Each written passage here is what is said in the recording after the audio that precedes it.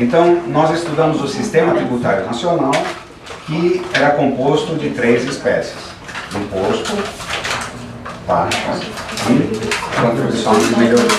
Né? Ok, agora vamos sair do Sistema Tributário Nacional e vamos estudar mais outras 2 espécies que não são tributos, mas são cobrados também de forma compulsória. Tem algumas características de tributo, mas não são tributos. Não está lá no artigo 5º do CTN, né?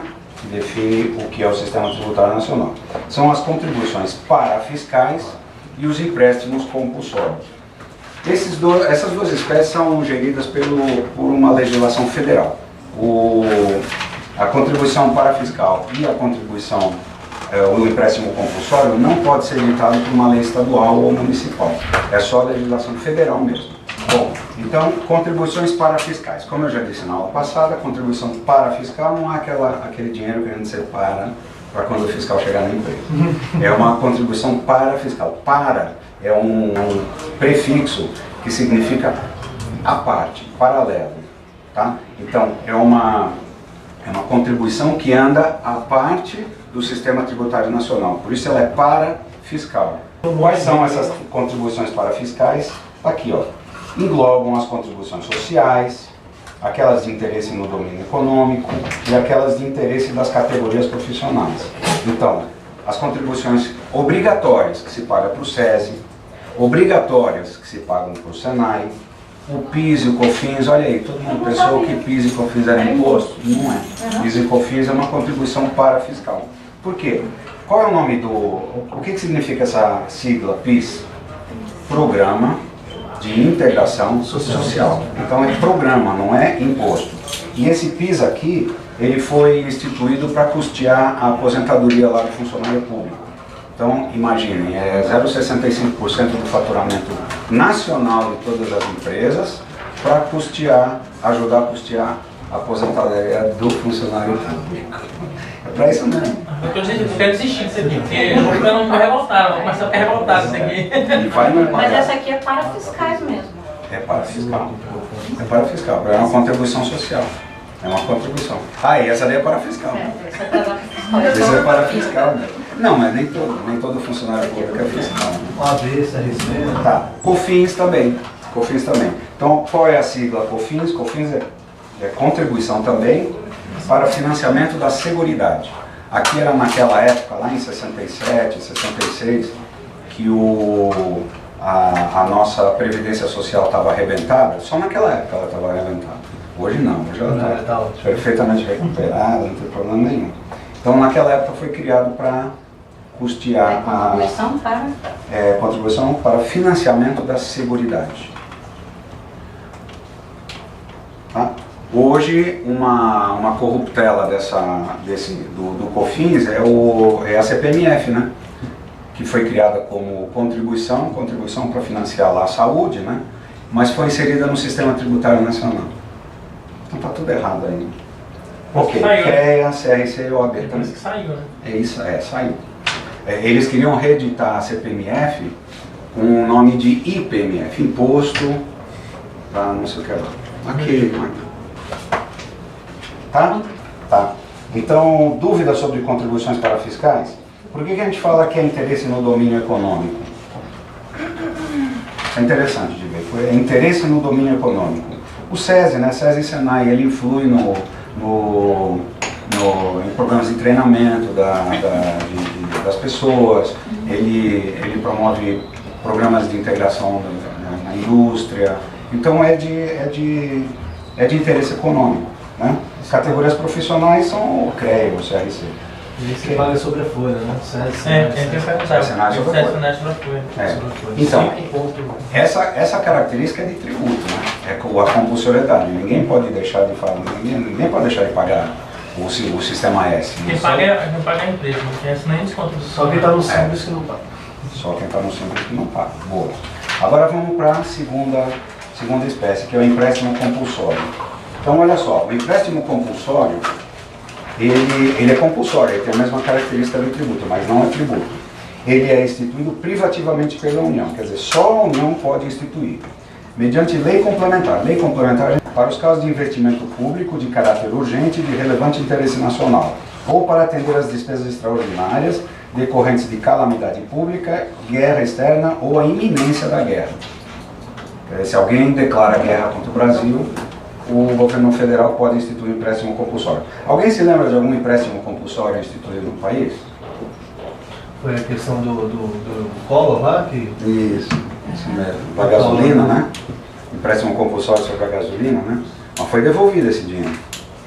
Então, As não pessoas- conseguiu pegar, né? Aquele bloqueio que fizeram nas contas também é a mesma coisa, né? Aquele é um empréstimo compulsório também. Mas precisa de lei, né? Ele fez passar a lei. Pergunta, o FGTS, ele pode... Porque assim, tem como a gente investir o FGTS em empresas públicas, né? Seria um empréstimo compulsório? Não, né? Não.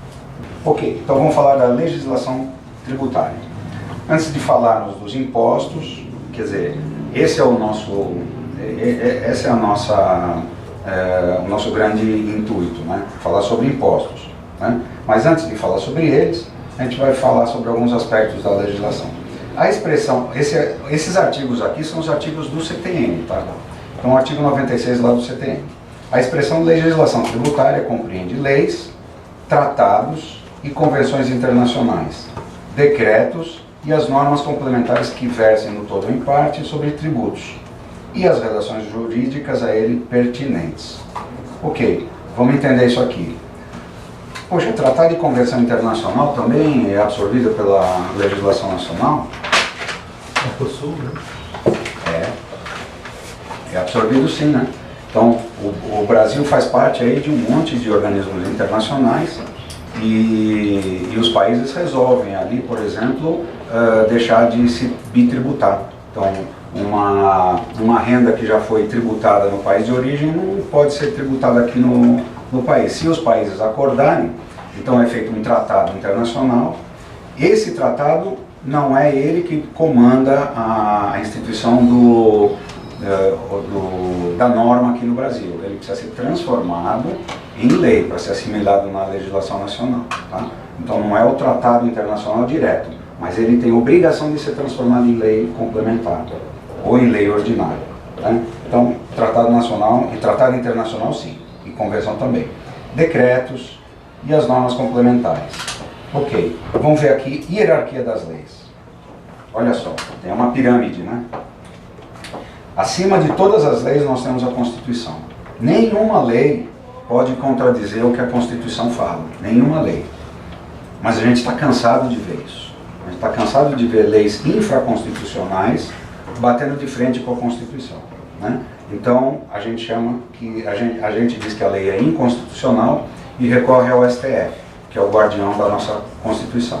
Então o STF, ele é o tribunal responsável por fazer com que a Constituição seja respeitada por toda a nossa legislação, por todo o país, né? E se eles... Independente disso, eles são obrigados a respeitar, eles são o guardião da Constituição.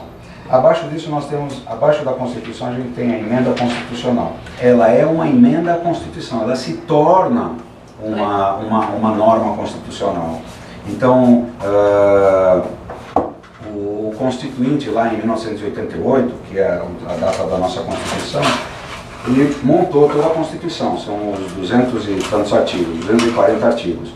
Mas de lá para cá, muita coisa aconteceu, né? E muita coisa ainda vai acontecer. E o Brasil tem a mania de jogar tudo na Constituição, né? Os Estados Unidos tem 5 artigos na Constituição e só, o resto é tudo legislado por normas infraconstitucionais. Aqui a gente tem o costume de jogar na Constituição. Por isso que se faz emendas à Constituição.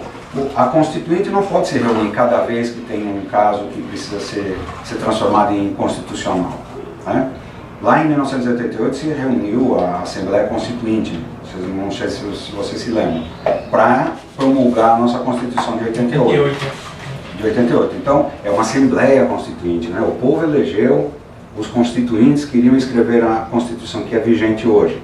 Então, isso não é viável. Cada vez que se tem que acrescentar uma norma na Constituição, você usa desse artifício, então, você faz a emenda constitucional, que tem que ser aprovado pela maioria do Congresso, tem trâmite de ir para, se origina pode se originar no Poder Executivo, vai para a Câmara dos Deputados, depois vai para o Senado, depois volta para a Câmara dos Deputados. Tem um trâmite muito complicado. Lógico, tem que ser complicado mesmo, vai ser emendado lá na Constituição, que é a lei máxima, né? Ok. Abaixo disso nós temos o Tratado Internacional, que, como eu disse para vocês, não é uma norma da nossa legislação, mas vai ser. Então o Tratado Internacional está acima, por exemplo, da lei complementar, né? Isso é pergunta de concurso também. As pessoas marcam o Tratado Internacional, não tem nada a ver, né? Não faz parte da nossa legislação. E coloca lá fora da ordem. O Tratado Internacional é mais do que a lei complementar.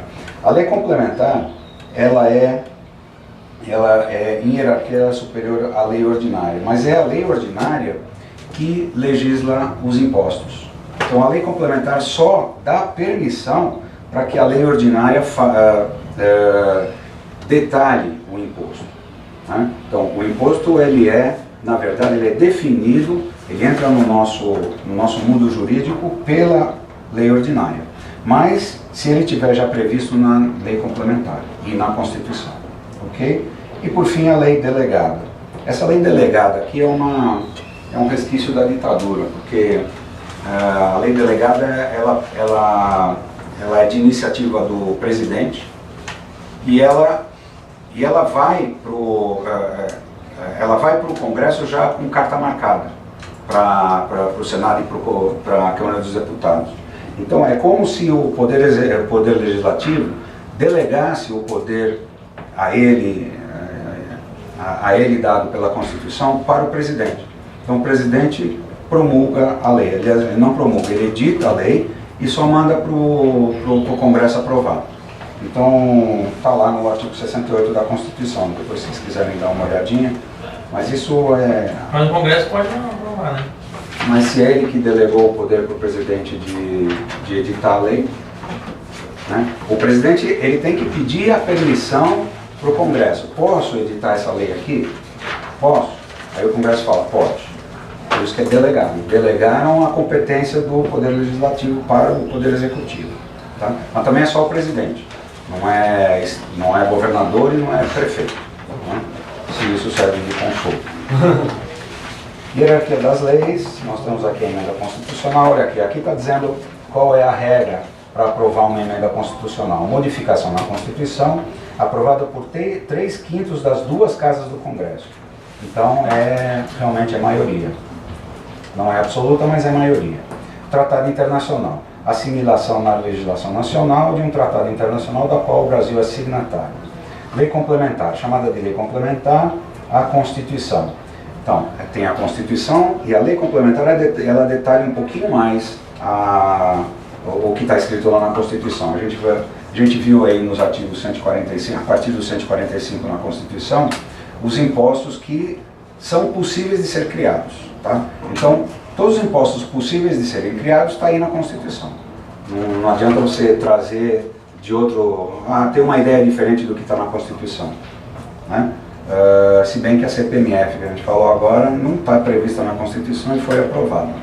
Então a gente tem absurdos, mas de uma forma geral, os impostos só podem ser criados se eles tiverem previsão constitucional. Aí vem a lei complementar e detalha esse imposto.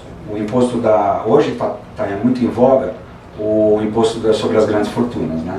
Está previsto na Constituição, imposto sobre grandes fortunas. Só que desde 88 ninguém deu bola para isso. Não tem lei complementar que vai determinar como o imposto deve ser montado. Né? Então ele não foi editado até hoje, mas está se falando. Tal. É até um movimento que começou lá nos Estados Unidos com Warren Buffett, né? Aquele multimilionário que acha que tem que dar uma parte da fortuna dele. Ele acha que os muito ricos têm que colaborar para o país não cair em recessão. Então, acho que começou lá essa discussão e veio para cá. No Brasil não tem interesse, né? Porque às vezes fortunas estão na mão dos que legislam. Mas é ousado, mas é interessante, né? É até chamado, a imprensa está chamando ele de imposto Robin Hood, tirar dos ricos para dar para os pobres, né? Então, mas é mais ou menos isso mesmo, imposto sobre as grandes fortunas. Como é que eu vou aprovar um imposto que vai me prejudicar? Pois é, mas ele quer. Então, eu não acho que os brasileiros estão muito satisfeitos com isso não, mas